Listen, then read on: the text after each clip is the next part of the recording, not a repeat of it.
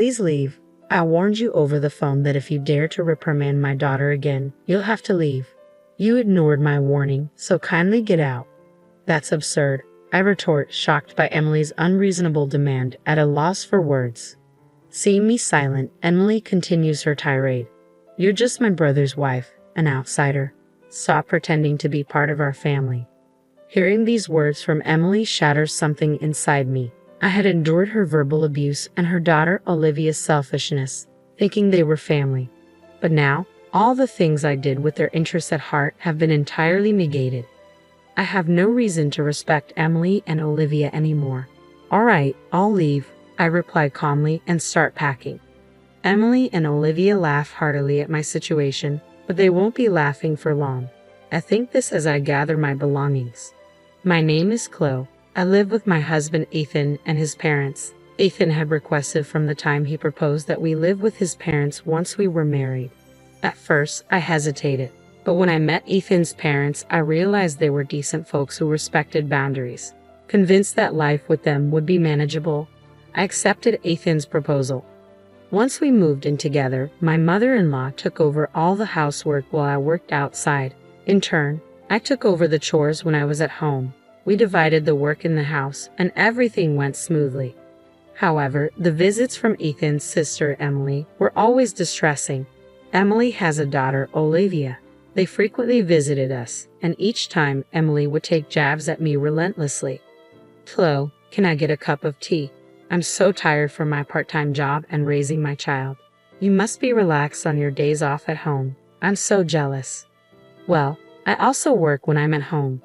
Oh, the work you do at home is insignificant. I go out to work every day and have a leadership position. Don't compare yourself with me.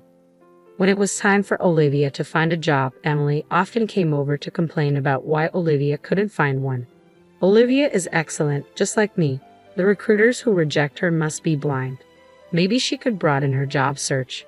Whenever I tried to give advice, Emily would lash out furiously. What could you, who barely works, know? No, shut up. It seems Olivia finally landed a job after most of her classmates did.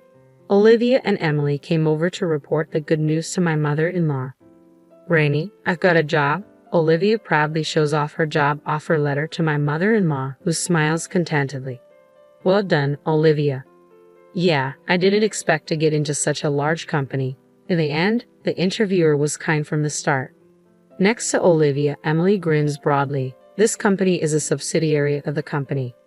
I work part-time, and my name might be known even in the parent company since I've been around a while. So, I got the job, thanks to Mom, huh? It could be. The interviewer saw your name, recognized you as my daughter, and probably had a good impression. Come April, Olivia was to attend a month-long training program for new employees. The training location was only a few minutes away from the home where my in-laws and I lived. Emily, knowing this, called my mother-in-law Mom. I want Olivia to commute from your house during her training. The training place is over an hour away from our home. We have a spare room, and I don't mind at all. Let me just check with Chloe. Do you need to ask Chloe? Emily interjected. Well, but that's your house, right? Chloe is just living there. She won't complain. Thanks to Emily's insistence, I'd only found out that Olivia would be living with us for a month after everything had been decided. I was a bit puzzled, but there was no reason to oppose Olivia living there. I warmly welcomed Olivia, and our shared life began. Once the training began, Olivia was laid one out of every 3 days. Despite the training location being just a stone's throw away, it seemed that her habit of waking up at a fixed time every morning had completely disappeared due to her relaxed student life. Grandma, why didn't you wake me up? I called you many times. If I don't make it in time, calling me doesn't mean anything. Forget it. I'm taking the morning off today. Please call the company and tell them I'm taking half a day off due to poor health. Olivia, you're an adult now. You should be doing such things yourself.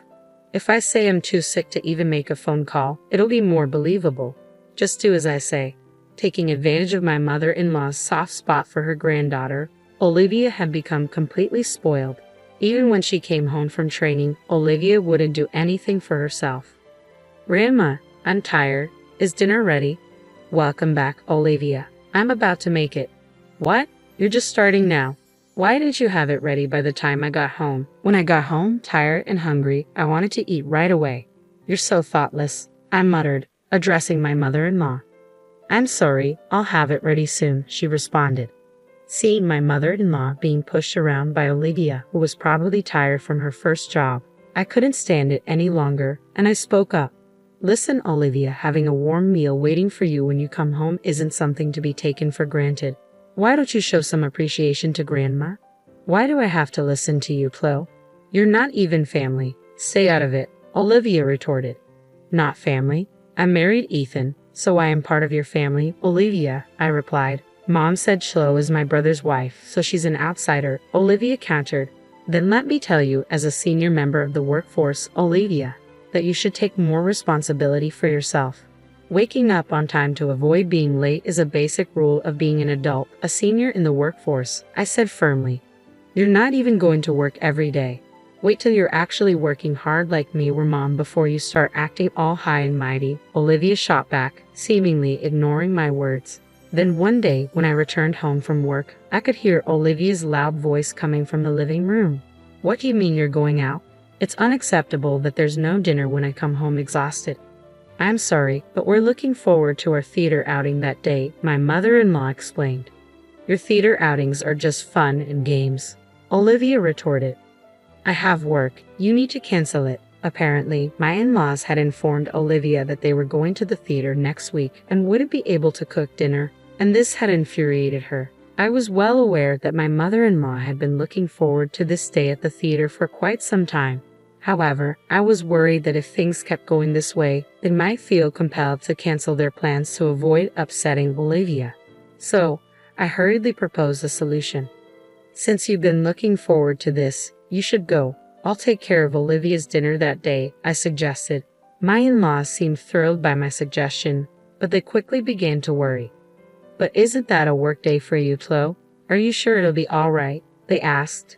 Yes, if I arrange things now, I think I can get home early. So don't worry and have a good time, I reassured them. On the day of the theater outing, I left work early to come home. My in-laws happily left for their event. After seeing them off, I did some shopping for dinner and waited for Olivia's return. As always, as soon as Olivia came home, she lay down on the couch and waited for dinner. Oh, I'm hungry, Chloe. Hurry up and get cooking, she demanded. Olivia, let's cook together today, I suggested. At my words, Olivia jumped up from the couch. What? What do I have to do? Isn't it natural to cook your own food? No way. I've been at work. I'm not doing housework when I'm tired, she protested.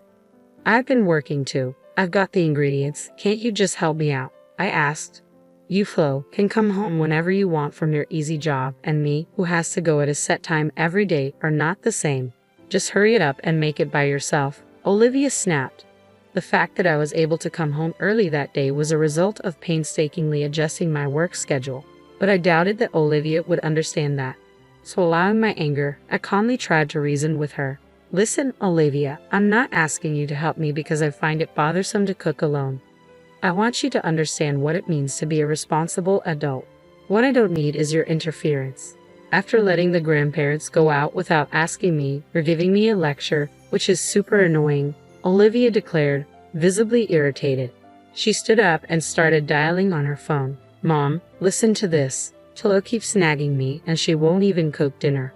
She unloaded her complaints about me to her mother, Emily. Once she had said her piece, she handed me the phone with a triumphant smile. Mom wants to talk to you, Chloe. As I took the phone, Emily shouted angrily, Listen here. Who do you think you are talking to my daughter like that? As my son's wife, if you continue to cause problems for my daughter, I'm going to ask you to leave that house. It's not about causing problems. All I wanted to do was impart some sense of responsibility to Olivia as a working adult, I defended. So, you're trying to lecture on being a responsible adult, Chloe. You're not even a full-time employee. How can someone who is hardly needed by the company afford to be so cocky? Emily retorted. How can you say I'm not needed, Emily? When you've been around as long as I have, you can tell at a glance who's capable and who's not. I've made sure to see off many a dead weight, I countered. Without a second thought, Emily added, Just go and prepare dinner for my daughter, and hung up the phone. Olivia, sitting next to me, smirked as she looked my way. You better not oppose my mom, Chloe. There's no one at work who can even admonish her, so get to making dinner already. With that, she sprawled lazily on the couch again. This mother and daughter pair. There's no reasoning with them. Left with no choice, I sighed and headed to the kitchen to prepare dinner. As I began to prepare the meal, Olivia nibbled on the food I had prepared and complained under her breath. Once she finished eating, she abandoned her dishes and headed back to the couch to watch TV without so much as a thank you. Hey Olivia, at least clean up after yourself. I tried to remind her, but all I got was a bored look from her. Suddenly, the doorbell rang, and to my surprise, it was Emily. Why are you here? I asked. To my surprise, Emily casually replied, it seemed like you didn't quite get the message over the phone, Chloe, so I thought I'd come over and tell you directly. Excitedly, Olivia reported to her mother, Mom, listen, just after you warned her over the phone, Chloe started lecturing me again. Hearing Olivia's words, Emily glared at me. Looks like it was the right decision to come here after all. You're still complaining to my daughter even after everything I said. I had backed off on the phone, but I couldn't let this go for Olivia's sake. I had to say something. It's not a complaint. I'm merely teaching her the basic manners of cleaning up after herself, something even a grade schooler should understand. Emily snapped at me. There's no need for someone like you to be telling us about manners. Have you considered your own situation before lecturing about manners? What about my situation? You and Ethan can barely afford a house even with both your salaries combined. You're just leeching off this household. Why don't you change your own attitude before teaching my daughter about being a responsible adult? I'm not here to leech off you. As proof, I make sure to pay my fair share of the rent and living expenses every month, I retorted. Well, it doesn't matter either way. You're going to leave this place. Leave, Emily declared. I told you on the phone, if you continue to berate my daughter, you'll need to move out. You ignored my warning, so now it's time for you to go, Emily declared. That's absurd, I retorted, at a loss for words at the sheer injustice of it all. Seeing me unable to retaliate, Emily continued, you're still an outsider, even if you were my brother's wife. Stop acting like you're part of the family. Her words hit me hard, and something inside me crumbled. I had put up with Emily's insults and Olivia's selfishness because I thought of them as family. I had been rejected by them despite doing everything with their best interests at heart. There was no reason left for me to restrain myself with Emily and Olivia anymore. All right, I'll leave, I said quietly, beginning to pack my things. At the sight of me, Emily and Olivia started to crack up. Ignoring their laughter, I continued to pack. When my in-laws returned home, my mother-in-law's face shifted as she took in the scene. Oh, is that you, Emily? Chloe, what's with the luggage? She asked. Before I could answer, Emily chimed in. Chloe has been lecturing Olivia while she can't even do her own job. She's become such a nuisance. We've decided to send her packing. What? My mother-in-law's face drained of color. Apologize at once, and you too, Olivia. Why should I apologize to Chloe? If she wants to be part of our family, she should ask us. Maybe then we'll consider it, Emily replied, backed up by a firm nod from Olivia. My mother-in-law sighed deeply. You too. It's over for you. What? What are you talking about? The one who's done is Chloe, right? She's the one being cut off from our family, Emily retorted, leaving my mother-in-law shaking. Do you even realize who made it possible for Olivia to get her job? That's me, the part-time manager. Emily tried to puff herself up, but my mother-in-law interrupted her. No, it's not like that at all. It's because Chloe, who's an executive at the corporate office, recommended her to human resources. Well, that's a lie. Chloe barely does anything. She's home half the week, Emily countered. Facing the confrontational Emily, I revealed the truth. I often attend executive meetings online, so I work from home. Then did Chloe really get Olivia her job? My mother-in-law asked. I really wanted Olivia to find a job on her own, but she begged me for help. Why didn't you say anything? Emily turned pale, realizing the truth. I wanted Olivia to start at the same place as everyone else, to work without any advantages. It was better for her not to know that I was an executive at her company, I explained. So, did Mom and Dad know this from the beginning? Olivia asked. I had asked your parents to keep my position a secret. Emily, since you always assumed I was incompetent, you never showed interest in my work, so there was no need to tell you. So, you're telling me I've been disrespecting an executive at my own company this whole time? Olivia went pale. That's right, thanks to my concealed identity. I got to learn a lot about how new employees like to fake illness and such. Olivia pleaded desperately. Please, please don't tell anyone about this, she added, desperation evident in her voice. Coldly, I replied, you know, I thought I'd let it slide because it's a family matter. But it seems I'm not considered family to you too, so I can't stay quiet if it's something that will harm the company. But I will be assigned after the training. Exactly, Olivia. You're lacking awareness as a working professional. Moreover, you're not willing to accept others' opinions. We can't let you interact with customers with this attitude, I continued. In her panic, Emily clung to me. I'll take back what I've said. Olivia is Chloe's adorable niece. Don't report anything that would harm her situation, Emily, she pleaded. Don't you think you should worry about your own role? What about your part-time team's high turnover rate? It has been repeatedly brought up in the parent company's meetings. If it comes to light that you, as the manager, are forcing part-time employees to quit, it's going to be a big problem, I pointed out. Emily's face tightened as she remembered her own words. Wait, that's a misunderstanding. I was just guiding the unproductive part-timers, and then they quit on their own. I'm not responsible for this, she protested. Well, that can be investigated. We have a meeting next week with your company's board members. We'll report this and have it thoroughly examined, I informed her. No way. My hard-earned managerial position, Emily trailed off. Afterward, I decided not to leave the house after being persuaded by my mother-in-law, but I did report Olivia and Emily to the company. Olivia ended up attending a training center in the mountains for retraining for 6 months, while her peers were assigned positions one after another. It seemed she was thoroughly drilled on the basics of being a professional, I recounted. Emily's workplace underwent an audit at my direction with complaints from other employees and testimonies from those she had forced to resign. It was found that Emily was using her position of authority to cause a lot of stress to those around her. As a result, Emily was fired, I continued. Emily seems to have started a new job to cover her living expenses. However, since she's only ever worked at one place before, she's having a hard time getting the hang of her new job. Despite this, she still acts high and mighty and seems to be on the verge of getting fired from her new job as well, I added.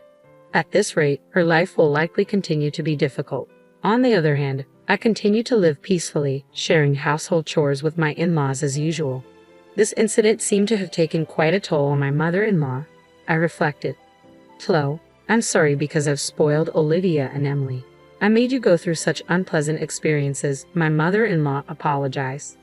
No, it's fine. I was happy that you stood up for me, I reassured her. Having had a good talk with my in-laws, I feel that their bond is even stronger than before. Even though my sister-in-law turned out to be a challenge, I look forward to continuing to live with my mother-in-law, maintaining our good relationship, I concluded.